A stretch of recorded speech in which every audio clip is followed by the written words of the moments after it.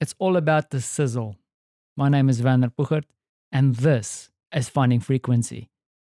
I work with a lot of different projects, and I think sometimes when I talk to people about the work that I do or, uh, try and add value, I use terms that actually degrade what I do or degrade some of the things that I'm trying to do. Um, because, I mean, fundamentally, a lot of the work that you do in your day to day is repetitive, right? I mean, we're kind of victims of the industrial revolution because every system that we work with, whatever, tries to force us to be kind of repetitive in a way. And that doesn't work for entrepreneurship, doesn't work for one or two of the clients that I work for because I always get caught out. The one CEO that I work with, his mind is always on like how can you break the rules and how can he get people to work with him or for him so that he can achieve some kind of goal that he's kind of set for himself beyond the obvious stuff like revenue. Like he's got a plan. There's always a plan that he's working towards, and then he's trying to like get people to work around him to get to that idea that he's trying to sell or create. A mistake that I might make sometimes is that I work in a industrialized way because some of the work that I do is production related, some of it's more strategic, but even that I try and figure out how do I create it in a way that I can maybe repeat it.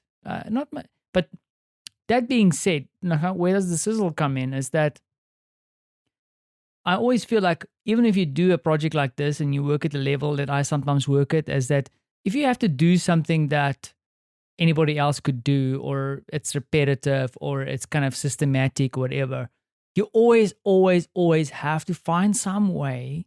And I say this and people don't always understand what I'm trying to say, where you inject yourself into this. It's like, what is the kind of unexpected, the creative, the experience, or whatever that you plug on top of what you're doing that makes it uniquely you or really makes the thing stand out, sets it apart from something else, that creative element. Now, I also need to be very careful when I say things like this because sometimes I joke and I say, you need to add a little bit of lipstick because you have this big thing and it's probably awesome, but what is that little bit of lipstick that you add that just accentuates what you're trying to do?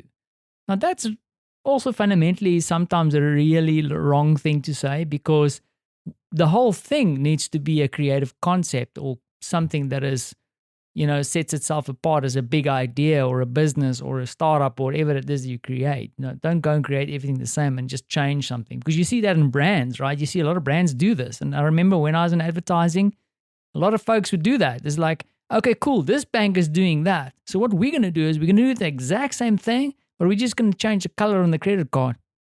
I shit you not. I've worked on something like that before. So let's copy our mates and just add a bit of lipstick, and that's not what you're supposed to be doing. Now, I heard a brilliant term today, which also made me think about things a little bit differently. And I was in a call with a colleague, and we were talking about things, and the person said to me, we are all about the sizzle, but sometimes we forget to ask what meat are we eating. And I think that is a very, very interesting kind of way to approach this whole sizzle idea because sometimes it really becomes about the sizzle. You focus on the wrong thing. Goes back to my conversation. Will it make the boat go faster? Adding sizzle.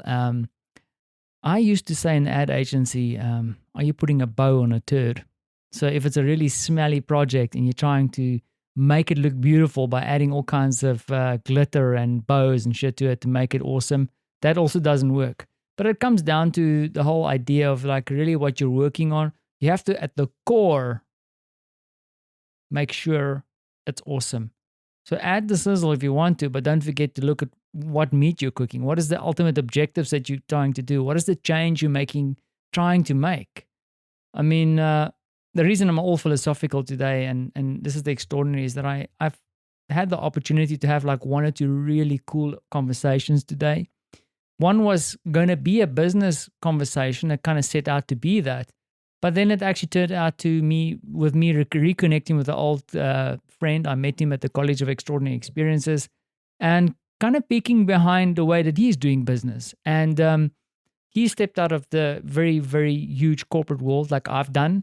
But he's really like, I admire him, because one thing he's done is really started to focus on making sure that he's not selling himself, but rather his expertise. So he's aiming to make money while he's sleeping.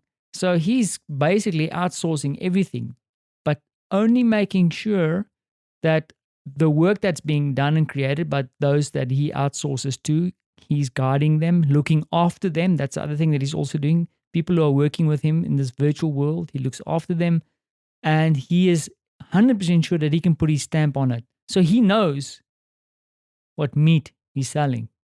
But then he also makes sure that he puts the sizzle on top of it, and he has the time to focus on the sizzle. How cool is that?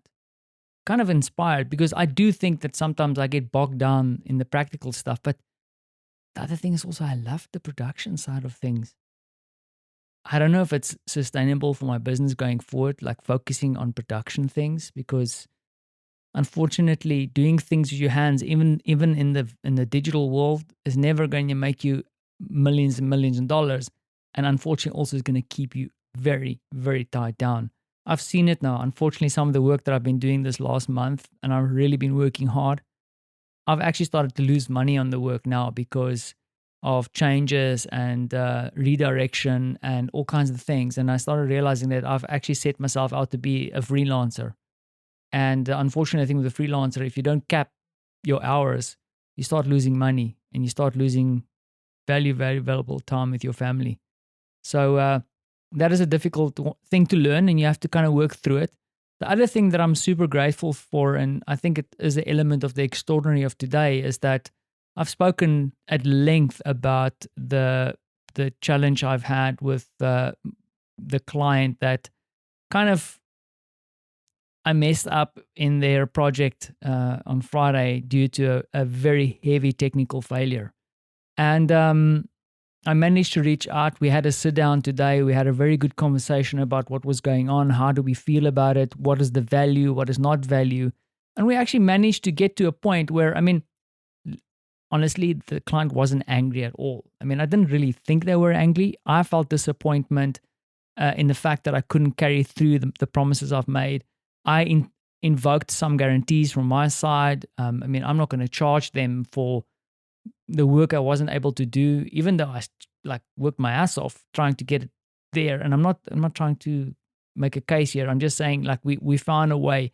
And in fact, it actually led to us coming to a really cool agreement, like a lose-lose, win-win kind of space. And I must say it was lying heavily on me from a relationships perspective, not necessarily business perspective, because like who wants to destroy a relationship with a client and with a friend and with people that you've worked with, and it was really good to clear the air, have a sit down and really get back on the same page. And at least we know where we stand and we know what needs to get done. So I'm super stoked about it.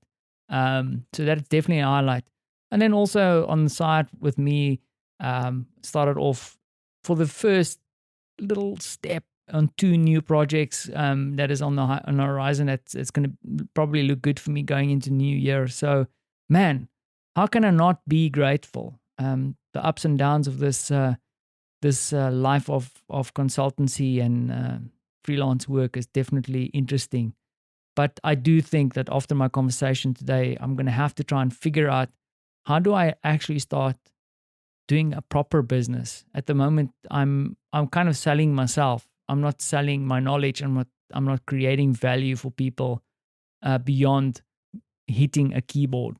I think you know what I'm saying. So it's a challenge. I don't know if I'm going to get there. I feel like it's a mindset, and yeah, it's a difficult one to crack, I think. But on the family side, everybody is happy, healthy. Marta's rocking and rolling on her side, and Francie's full of beans on his side. And I'm really doing a long update now, is that I introduced him to Minecraft. So it's a computer game, and I know people will judge me for letting my kid play games, but I'm really keen to get him used to using technology, and we've been running around in this little virtual world. And one of the things that I force is that he's not going to sit there on his own.